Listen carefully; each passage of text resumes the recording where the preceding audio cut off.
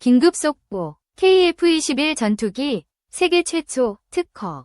F-35 뛰어넘자 당황한 록히드 마틴. 미국 현지 언론 충격 특보 행진. 글로벌 지정학적 위기 고조 속 항공 전력 확보에 대한 관심이 높아지고 있다.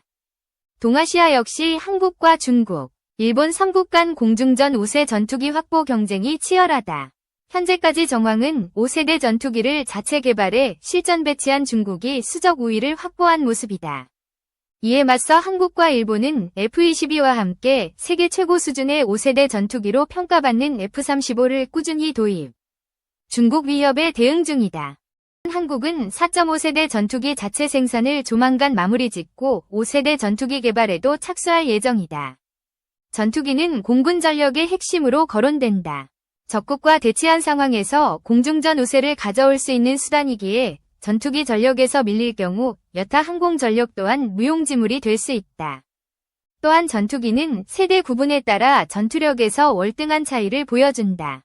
대표적으로 4세대와 5세대 전투기의 경우 스텔스 기능 탑재 유무로 나누는데 스텔스 기능이 없는 4세대 전투기의 경우 5세대와 제대로 된 전투 한 번 치르지 못하고 패할 가능성이 높다.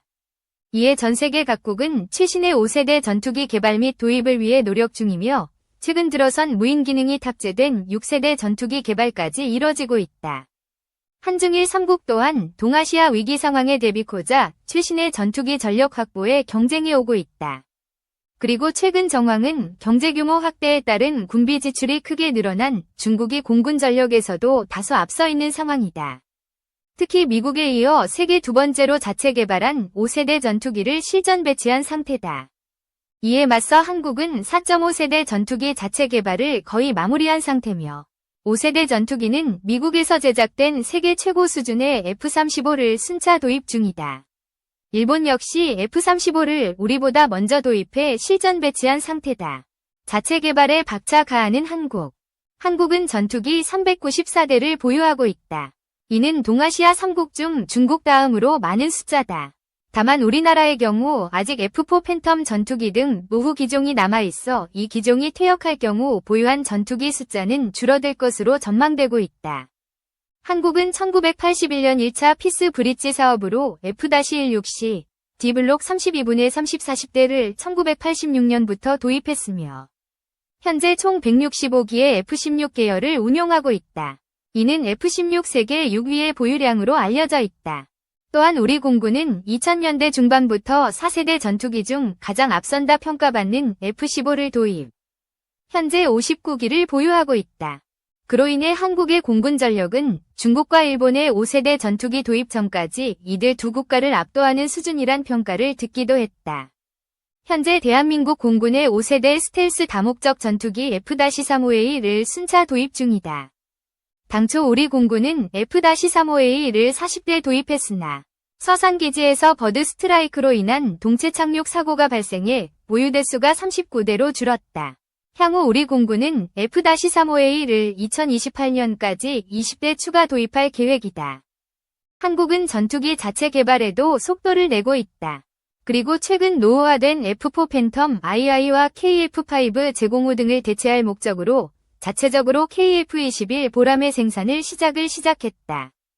대한민국 공군은 1차적으로 KF-21 보람의 120대를 도입할 예정이다.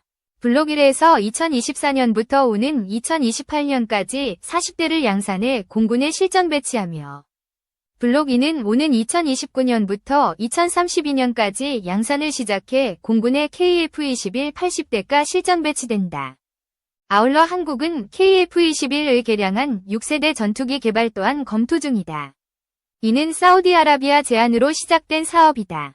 한국 공군은 공중급유기가 없어 늘 작전의 제안을 받아왔으나 공중급유기 4대를 도입해 이를 해결했으며 오는 2029년 공중급유기 2대를 추가 도입해 총 6대의 공중급유기를 보유할 예정이다. 중국은 총 1789대의 전투기를 보유하고 있다. 동아시아 3국 중 가장 많은 전투기 보유량이자 미국에 이어 세계 2위에 해당한다.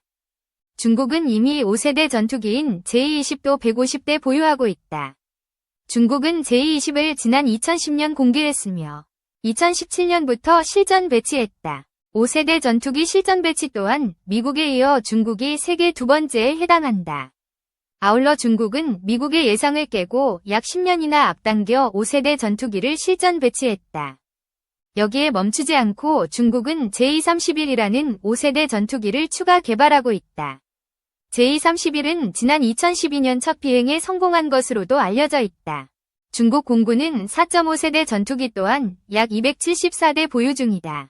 여기에 더해 공중급유기 18대, 조기경보 통제기 29대를 보유. 물량으로는 동아시아 지역을 압도할 만한 공군력을 보유했다는 의견이 나온다. 다만 중국 최신의 전투기들의 경우 실전 경험 부족은 물론 기술력에 대한 확신은 낮다는 평가를 듣고 있다. 일본의 항공자위대는 전투기 321대를 보유하고 있다. 전투기 수 자체는 3국 중 가장 적은데 기체의 성능 측면에선 높은 평가를 듣고 있다. 보유 전투기가 모두 4세대 이상이기 때문이다. 과거 일본 공군 전력 또한 3국 중 가장 앞서 나간다 평가받은 시절이 있다. 1980년 미쓰비시 중공업이 F-15의 전투기 라이센스를 위탁받아 자국에서 생산을 시작했던 것으로 현재도 일본 항공자위대는 F-15 200대를 보유하고 있다. 또한 일본도 F-1을 대체하기 위해 4.5세대 전투기 미쓰비시 F-2 전투기 91대를 생산해 보유하고 있다. 최근 들어선 한국에 앞서 5세대 전투기인 F-35A를 약 30대 선도입한 바 있다. 현재 일본은 F-35A 형과 F-35B 형을 합쳐 총 147대의 5세대 전투기를 추가 도입할 계획 또한 가지고 있다. 6세대 전투기와 관련해선 영국, 이탈리아 등과 협업을 진행 중이다. 뿐만 아니라 일본 항공자위대는 조기경보 통제기 21대와 공중급유기 7대를 보유하고 있다. 그리고 공중급유기와 조기경보 통제기 추가 도입을 검토하고 있는 것으로 전해졌다. 2024 결산, K방산. 수출 러시로 글로벌 시장 공략한 한 해, 내년 수출 도약 기회로.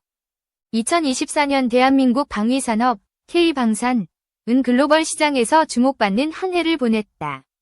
한화에어로스페이스, LIG 넥스원, 한국항공우주산업, 현대로템 등 주요 방산 기업들이 약 100억 달러 규모의 수출 실적을 올리며 K방산의 기술력과 신뢰도를 다시 한번 입증했다. 정부와 업계는 2024년 방산 수출 목표를 200억 달러로 설정했으나 실제 실적은 절반 수준에 머물렀다. 업계 관계자는 지정학적 리스크와 주요 수출 대상국과의 협상 지연이 목표 달성에 걸림돌로 작용했다면서도 단기간 내에 100억 달러를 넘긴 것은 고무적인 결과라고 말했다. K2 흑표 전차, FA-50 경공격기, 천공 미사일 등 첨단 무기 체계는 뛰어난 성능과 가격 경쟁력을 바탕으로 글로벌 시장에서 긍정적인 반응을 얻었다. 특히 폴란드, 사우디아라비아 등 동유럽 및 중동 국가들과의 대규모 계약이 수출 실적을 견인했다. 한 방산 전문가는 한국은 단순히 무기를 판매하는 데 그치지 않고 구매국의 요구에 맞춘 제품을 제공해 신뢰를 쌓아가고 있다고 강조했다. 올해는 국제 공동 개발 프로젝트가 활발히 추진된 해이기도 했다. 한화에어로스페이스와 LIG 넥스원은 유럽 파트너들과 협력해 차세대 무기체계 개발을 추진했다. 이를 통해 글로벌 방산 시장에서의 입지를 강화하는 계기를 마련했다. 업계 관계자는 공동 개발은 단순 수출을 넘어 장기적인 신뢰 구축과 시장 점유율 확대의 핵심 전략이라고 밝혔다. 내년에도 방산 수출을 둘러싼 지정학적 도전은 여전히 존재한다. 업계 관계자는 특히 트럼프 전 대통령이 재선에 성공하면서 자국 우선주의로 인해 미국과의 협력 관계가 다시 시험대에 오를 수 있다고 말했다. 중소방산기업에 대한 지원이 필요하다는 지적도 나온다. 대기업 중심의 구조 속에서 중소방산기업들은 기술 개발과 해외 진출에서 어려움을 겪고 있다. 업계 관계자는 대기업이 앞장서고는 있지만 중소기업의 참여 확대를 위해 정부 차원의 지원과 정책이 절실하다고 강조했다. RD 지원 확대와 금융 지원 등 실질적인 지원책이 요구된다. 2025년은 방산 수출의 새로운 도약점이 될 수 있을지 지표가 되는 해라고 평가되고 있다. 한 업계 관계자는 지정학적 리스크가 완화되고 글로벌 시장에서 한국 제품의 신뢰도가 더욱 높아지면 신규 계약 체결 가능성도 커질 것이라고 전망했다. 특히 인도네시아, 호주, UAE 등 신흥시장 개척이 기대되는 상황이다. 한편 이를 위해 정치적 불확실성 문제 해결이 우선돼야 한다는 분석도 나온다. 정부와 방산업계 간의 긴밀한 협력은 더욱 중요해지고 있다. 수출 허가 절차의 간소화와 함께 군사 외교를 통한 신뢰 구축이 핵심 과제로 꼽힌다.